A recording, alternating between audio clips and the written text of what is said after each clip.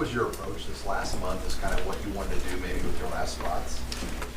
We wanted to kind of, in January recruiting cycle, we wanted to look around, take a look, see if we thought anybody fit us, and if they did, take our best swing at them. This year was different than last year. Last year there was quite a few really good players available after the first signing day. This year there weren't near as many, and the guys that were got recruited by everybody. I've been doing this long enough to know that sometimes when you want to just take another guy or two to fill a spot, those don't turn out as good as often as guys that you've recruited and know well. So we did our best to get to know some guys and take some looks at some guys that we thought might still be able to help at certain positions, and but we weren't going to reach and take guys, just take them. Is this maybe a strategy you want to go with in the future, having most of your class wrapped up by the early signing day, and then maybe take a few of those best available guys? Yeah, I think this is probably where we'll land going forward, and I think most people will. And I think people are landing there because that's the trend right now. You know, again, like I said last year, there was a good number of good players that didn't sign. There were still some this year, but not the same numbers. And if this year's any indication, most people are going to sign their classes early, and you better have the guys in the boat that you really want with a few spots in your back pocket if you're doing it right. Do you feel caught up now as far as future classes? Because I know you were able to get out and see a lot of 2020 and 2021 guys. Have you caught up to that pace where you want to be? Yeah, just being honest, when you come in as a new coach, you're 2 years behind because you're just starting to come in here. We were just starting to look at 2019 guys last year that we could get to Nebraska in December. Work a lot farther down the road now, looking at 2020s already in January, some 2021s. And we're probably still a half a cycle behind, but that's going to be easy to catch the rest of the way up in May. Having already looked at some young kids, our May recruiting can be a little more specific with some of the targets we've already found, and we'll probably be able to get even farther ahead with the 21 class. How do you feel about your numbers just by position group?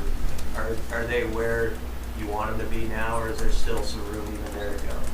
No, you know, there's nothing about what we're trying to do that can get fixed at the drop of a hat. And, coming in, there was a couple position groups that were desperately low with scholarship players and players in general. Some things we had to fix to get them the way we wanted them. We're getting a heck of a lot closer, but, going into this recruiting cycle, I want to take the best players I could and try to help our team as much as we could. And knowing that we weren't going to be able to fill all the holes and get all the pieces that we would want in 1 year. Mr. Marion, what does he bring to you? And obviously, you offered him quite a while ago, so how has that process gone for him over the last months? Yeah, I say this about a lot of the guys, but first thing is we really liked him as a person, really enjoyed his family. Marion's a kid that can really run. Our offense, as long as I've been in it, has been really successful and dangerous, and we have a bunch of people that are weapons and can do a lot with the ball in their hands. Demarion's got legitimate speed, was a good player on both sides of the ball and returning kicks down in Oklahoma, and receiver was one of the areas where we were way below the number of players that we need or would like to have when we walked into the door a year ago. So that was one of our priorities, to get some guys that we can start bringing along and developing, and we felt like we could use one more, and we were glad he was available. What is the number of receivers? I think maybe 10 now. Yeah, I don't want to get into specifics, but we have a baseline number for how many outside backers, inside backers, D-line, and so forth that we'd like to have on scholarship, and it's never exact. You're always one over at one spot and one under at another, but we're getting a lot closer to being where we need to be from a depth standpoint. You lost some pretty good playmakers on offense, two in particular. What is your level of comfort with the playmakers you have going into spring ball? Yeah, losing Stanley is going to be tough to replace. He was a great player around here for a long time. Gosh, I enjoyed being around him for a year. Hopefully some of these young kids that we brought in can help fill the gap. And there's some guys on campus that I'm expecting to make huge jumps this year. A lot of times the first year in a system, some kids don't quite flourish and they make a huge jump in year two. But there's a bunch of guys already on the roster, from McQuitty to Woody to Mike to Andre Hunt, even some walk-ons like Lever and Folkers, a bunch of guys that I think could take a step forward and help us next year. So there's a bunch of candidates to get us with 3 or 4 good wide receivers on the field, and I feel a lot better about that than I did a year ago.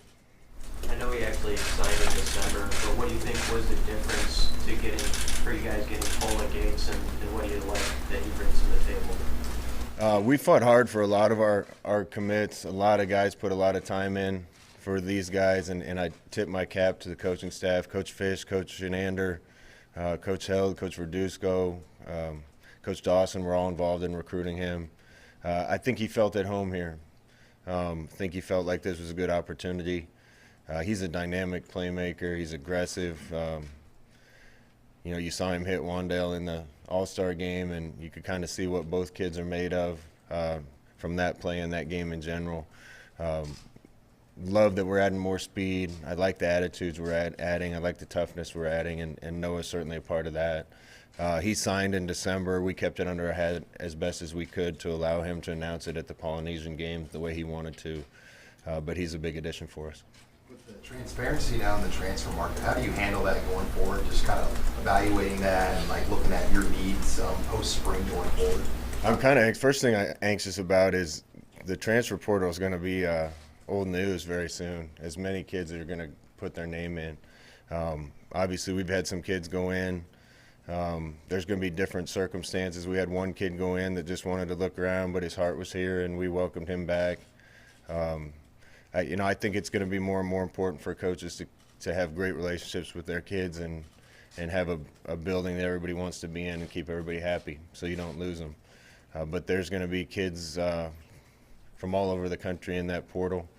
I think it's going to be important to have a spot or two in your back pocket in case the right kid comes available.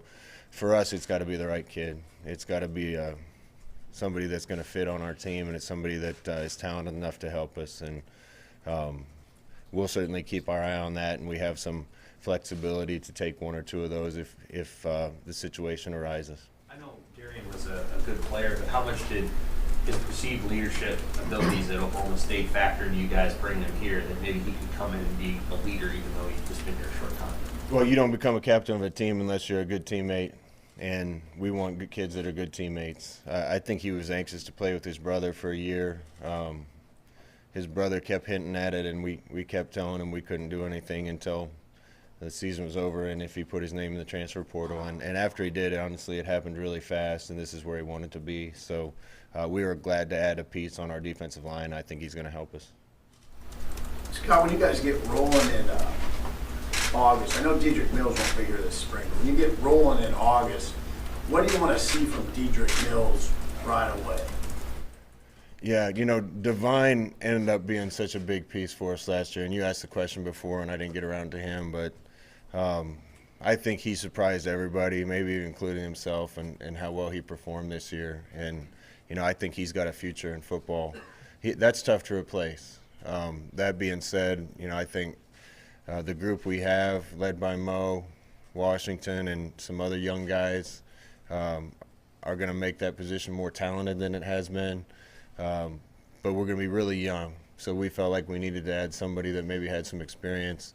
Getting to know Dedrick, he's taken an unusual path to get where he is, but we really enjoyed being around him and getting to know him and seeing what he's fought through. He's got some work to do to get here, but we feel confident it's going to get done. And he's more of an every down back and somebody that's older and hopefully a little more durable, and a very talented player. So we need to get him here and evaluate all that, but we're excited about him. With Noah joining the 3 other defensive backs you had signed in December, and then the guys you had as redshirt freshmen that dealt with injury stuff. I mean, what kind of set of athletes does Fisher have to work with back there, and what do you want to see from them early on? Yeah, T. Fish has had great players everywhere he's been. He does a great job managing his room. He does a great job recruiting to get talent in his room. That's going to be a really talented group of kids. There's some older guys, with DiCaprio, with Deontay. There's going to be a lot of young talent too. So some of those old guys are going to have to keep playing well. They're going to have to compete a little more, and they're going to have to show that they can be leaders. Some of the young guys were anxious to get in here and let them run around and compete, and I think that's going to be a deeper unit than we've had. To be honest with you, that group struggled a little bit to adapt to the way we wanted to do things early on in the year, and the message to me coming out of the weight room is that group's about the best one in the weight room right now. So between the strength and conditioning group and Coach Fish and Coach Fernandez, I think that group's in a really good place and will be for a while. Speaking of your winter conditioning program, what has impressed you about it now that you've had that a year under your belt, and how those freshmen that came in looked? Well, my office overlooks the weight room, so I don't get to see a lot, but I can look down and watch them working out. Last year we had guys that couldn't even get through workouts, that had no idea how hard we wanted them to work, and weren't motivated to do it. Looking down this year, we're not starting from square one this year. We're starting from a good spot. Love what I see, love the good weight that people have put on, love the look of the bodies, and even more the attitude that I'm seeing down there. So that's where you can really transform your team and make it bigger, faster, stronger, more importantly, make it tougher and more close-knit, and I see really good things happening in there. When you look at your center position on the O-line going forward, where do you see that heading this season? We're going to have open competition at center. Obviously, Will Farniak's coming back. Hunter Miller has a chance. I think there's some guys playing guard right now that we're going to have snap the ball some to give us options with those guys. Obviously, Cam Jurgens moving there is going to be a piece of that too. So that, there's going to be open competitions at every spot. There's going to be some interesting ones in spring, and center's definitely one of them. Scott, when you see the success that Adrian had, is it easier to go out and try to recruit a quarterback, or is it more challenging knowing that Adrian's still got 3 years left? When we had Marcus Mariota at Oregon, it was kind of tough to get the right guy for a couple years. I think everybody could see what he was, and I don't know if you were necessarily going to sign the best kid in the country the next year after he had started as a redshirt freshman. That being said, here, Luke was one of our top guys on our board from the beginning. He's the type of kid that's not afraid of competition. I can't believe how quickly he's come in here and learned stuff, how hard he's been working, and how excited he is. So I think we got a really good one in this class. We got one committed already for next class that I can't talk about. You're not going to find an Adrian every day, but I love the kids that we're adding, including at that position. You talked a lot last season about culture. So naturally, I'm sure when you're recruiting, you're looking for leadership components and things that make a good culture. Who in this class, and it may be everyone, but who in this class really jumped out to you as somebody like that guy one day is going to be a leader? And how do you, I guess, recruit for that? Recruit for character and for leadership and for those kind of components? To be honest with you, I think getting to know kids and being honest with valuation of their character on top of their talent leads you to getting the right type of kids. I think the way we recruit lends itself to us getting those type of kids. I think those type of kids are attracted to my coaching staff and the guys in our building because when they get to know us, they see the character of these assistant coaches and other people, and those are the type of people they want to be around. I think they see the honesty in the way we recruit them, the genuine nature of the way we approach it, and that appeals to the right type of kid. I don't know if I've seen an incoming class in my career that has me as excited from that standpoint. You can go across the board and see kids that were winners in high school, that were team captains in high school, that were state champions, that were in playoff games and semifinals and state championships. I don't think we're going to be short on leadership from this class. Is there anybody that, just in conversations that you had, really enjoyed getting to know them just as a person, look forward to the kind of leader they might become? Yeah, almost every single one. I could just address the guys that are already on campus. I don't know if I've seen a kid work harder in an off season to learn an offense than Luke, and he's been kind of a little bit of the ringleader of that group already. Wandale's kind of the same way, coming in and learning, and he's going to be able to play more than one position in his first year because of the way he learns, the way he approaches things. Nick Henrich is, man, he's cerebral and smart and a problem solver and tough, and I know he's going to be a leader on defense. Garrett Nelson's a wild man. I love it. And his energy is going to lead us in some good directions. Chris Hickman, same way. Brant Banks, same way. Jamie Nance is doing a good job. So all these kids that are here, I think, have leadership potential. And the great thing is they're not the only ones. We have some more coming. You talked late in the year about that group of guys with the redshirt freshmen that all seem to deal with some sort of injury. Do you have some or most of them back, or will most of those guys be able to participate in spring ball? Yeah, I think most of them will be. Touching on a few, Tate Wilderman is looking great. He was dealing with a knee last fall. Cam Jones had a shoulder. He's doing a great job in the weight room right now. Casey Rogers had a shoulder. He's doing a great job in putting on weight. C.J. Smith is the one that got hurt in the middle of the season, and that might take a little longer. For the most part, all the other guys that we didn't have last season are up and going. And, man, those guys are going to make a difference in our team if they can approach this the right way. Maybe not being able to do stuff physically toward the end of the season, how do you think they not so much took advantage of that, but maybe used sitting on the sideline to help maybe their mental game, their knowledge of the playbook and the schemes? We'll find out in spring ball how much work they were doing.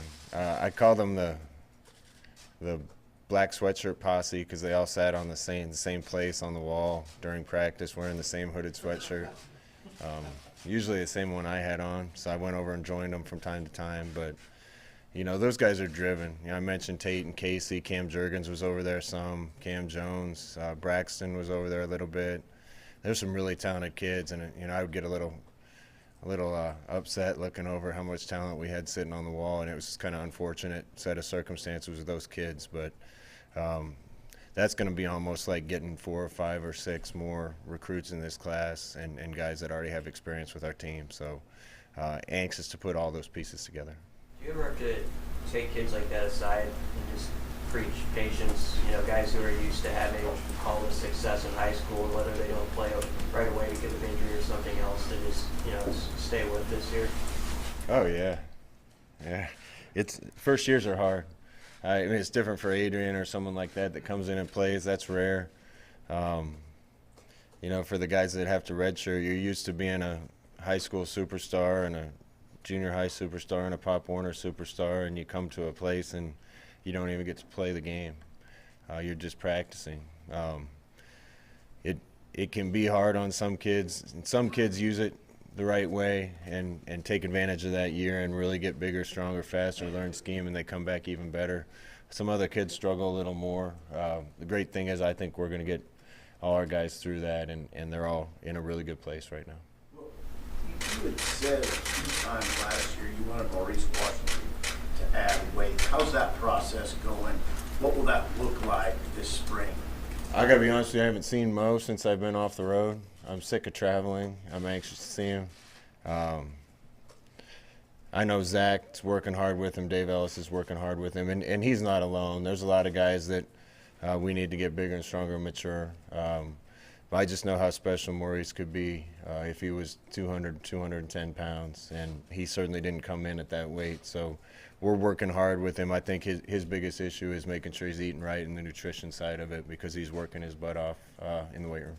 He was listed at 190. What did he play at last year? I don't know, how much do you weigh? About 198. He's definitely not as big as you. He's taller and leaner and stronger, and yeah.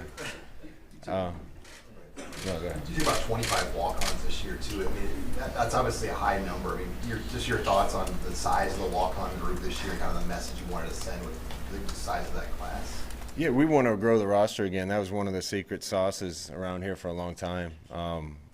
Kenny Wilhite's done a great job with that. Trent Mossbrucker in our recruiting department. Jared Lambrick's done a great job with that.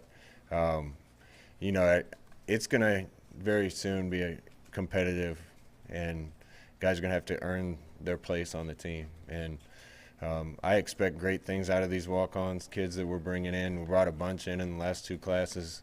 I think it'll be very soon when some of those guys start helping us, and down the road a little farther, I think a lot of those guys are going to contribute, play, and hopefully start for us. But I'm not just going to let guys be on the team to be on the team either. So it's going to be competitive, just like your opportunity to be a starter at the university is competitive. And I think that'll put us in a really good place where we have the right type of kids that are on the team for the right reasons and hungry to be here. Your roster right now lists 160 guys. Is that kind of where you want, or do you think it'll get smaller? I think we kind of have a clearance to be in the 150s and probably low 150s. So I imagine there might be a little attrition. There might be some guys that don't end up making it, and some other things, some guys that graduate and move on. So we'll deal with that as the situations arise, but I imagine we'll end up in the 150s somewhere. Scott, what do you look for in a walk-on? What's the determining factor to say, I want that guy? I want good people, and I want athletic potential. Some of the guys we got are big and have huge frames and are good athletes. Spencer Long is just a great example of what we're looking for. He's a guy that was a tight end. Maybe he didn't run quite well enough to be in an NFL tight end, but he had a huge frame and was a really good athlete. Got in this program, got in strength conditioning, and ends up being a great player in the NFL. And not every guy has to be an O or D lineman, but I certainly think there's a lot of those running around the Midwest in Nebraska. Certainly looking for other positions too. But if guys are going to play here, it's going to get harder and harder to play here, and they better have some really good athleticism about them, and better have a high upside. And if they do, we'll get them in the weight room with the right attitude, and they'll hit the field. Time for 1 or 2 more. In the last 2 years, you've taken roughly 40 walk-ons, a little over. Is the plan, or in-state walk-ons, sorry, is the plan to cultivate that even more every year and have about 20 each year, or a little more? Yeah, moving forward, I hope we can afford to take that many per our numbers, and we'll see where we can get our total roster to. But we're going to start to get a little more selective. That being said, if there's a great player in the state of Nebraska or surrounding states and they want to be at Nebraska, we're going to take them, and we'll find a way to. So we're starting to get a lot of things about the roster where we want it, including roster size and some guys that we can really look forward to developing because we think they're going to help us from the walk-on program. Because of the recruiting calendar, you're basically off the road during bowl season and the college football playoffs. So you had a chance, I think the first time in many years, you weren't part of a postseason. What was that like for you, not being able to prepare for a bowl game? What if anything, did you take from some of the major games, either involved in the Big Ten or the college football playoff games? Yeah, I'm not used to having Christmas off. It was nice to be with family. I don't ever want it to happen again. So I've said this before, I've never been so anxious to get started the next year as I was at the end of this past season. I think our entire team had that attitude. It was great to see the Big Ten have good success in bowls. There's some really good performances by Big Ten teams that we battled with and played well with, and in some cases had a chance to win or won the games. It lets me know that even though the program wasn't anywhere near where I want it yet at the end of last season, that maybe we're not that far away. And I think that can be a beacon of hope for all of us as we're working really hard this offseason. Scott, a bit off top, do you have a relationship with Zach Taylor, and what are your thoughts on a Husker being an NFL head coach right now? I know Zach pretty well. I would actually talk to Zach when he was playing here. There's kind of a Nebraska quarterback brotherhood that exists with most of us. How come every time I smile, you guys start taking pictures?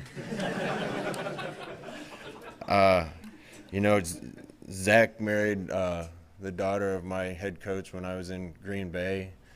She would be at practice once in a while. Coach Sherman's daughter would be at practice in Green Bay. All I know about Zach is that he's a football guy. Everything I've ever heard about him is how much he loves the game.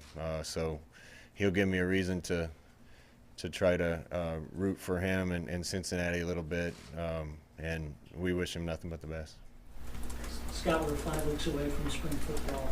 Just give us your perspective on where this team is at heading into spring football.